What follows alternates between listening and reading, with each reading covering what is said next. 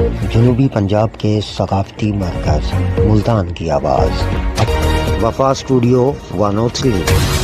الرحمن الرحیم ناظرین، میں ہوں آپ کا ہوسٹ سلیم وفا۔ میں آج موجود ہوں بدلہ سنت کے نوائی نوچک میں، جہاں ہمارے ایک بہت ہی پیارے سیاسی سماجی ورکر محمد افتخار علی چیمہ صاحب موجود ہیں۔ آئیں آپ کو ان سے ملواتے ہیں۔ السلام علیکم بھائی جان۔ وعلیکم السلام ورحمۃ اللہ وبرکاتہ۔ سر کیا حال ہے؟ الحمدللہ۔ اچھا سر، آپ ہمیں یہ بتائیں، عمران خان کے آزادی حقیقی مارچ کے بارے میں آپ کیا کہیں گے؟ جی سر، حقیقی مارچ کے بارے میں یہ ہے کہ یہ اصل میں مفاد مارچ ہے جی۔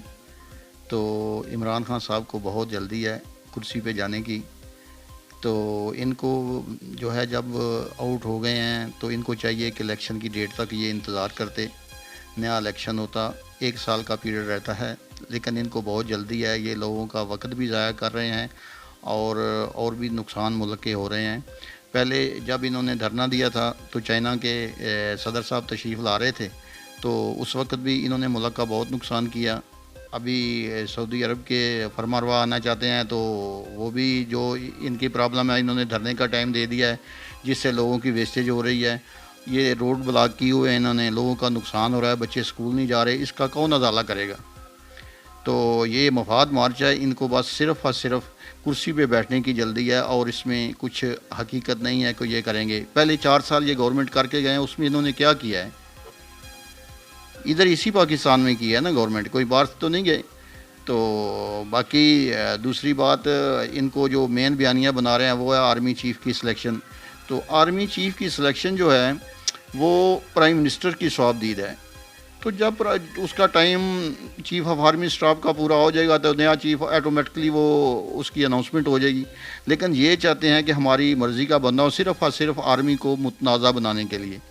اس میں آرمی کو بھی متنازع بناتے ہیں، اور ساتھ جو ہمارے دشمن پڑوسی ممالک ہیں ان کو بھی خوش کرتے ہیں۔ تو اس میں ہم تو بالکل ان کی تائید نہیں کرتے، کیونکہ ہم اپنی پاک آرمی کے ساتھ کھڑے ہیں۔ ہمارے لیے سب جرنیل جتنے بھی اپنی اپنی ڈیوٹی سر انجام دے رہے ہیں سب معتبر ہیں، تو ہمیں کوئی فرق نہیں پڑتا، کوئی بھی آئے گا تو وہ ٹھیک ہے، وہ محب وطن ہوگا۔ یہ نہیں ہے کہ جو عمران خان لائے گا وہ محب وطن ہوگا اور جو شہباز شریف لائے گا وہ محب وطن نہیں ہوگا، نہیں۔ سب جو ہیں وہ ملک کے دفاع کے لیے ہیں، اور ہم اگر ہیں، ہمارے ملک کی سالمیت ہے، تو وہ صرف اور صرف اس پاک آرمی کی وجہ سے ہے۔ لہٰذا ہم اپنی پاک آرمی کے ساتھ ہیں، اور ان کو بھی چاہیے کہ 1 سال کا انتظار کریں، اور پھر پتہ چل جائے گا، دوبارہ الیکشن ہوگا، الیکشن کے بعد اگر سلیکٹ ہو گیا دین موسٹ ویلکم۔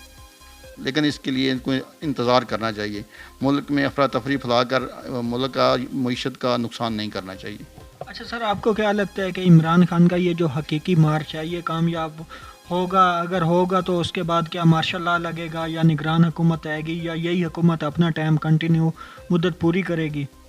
جی، یہ بھائی جان اپنا ٹائم پورا کرے گی۔ مجھے تو محسوس اس طرح ہوتا ہے شاید اس میں 1 سال اور بھی گورنمنٹ کو ملنا چاہیے، اس سارے نظام جو برباد ہوا ہے پچھلے 4 سال میں اس کو ٹھیک کرنے کے لیے۔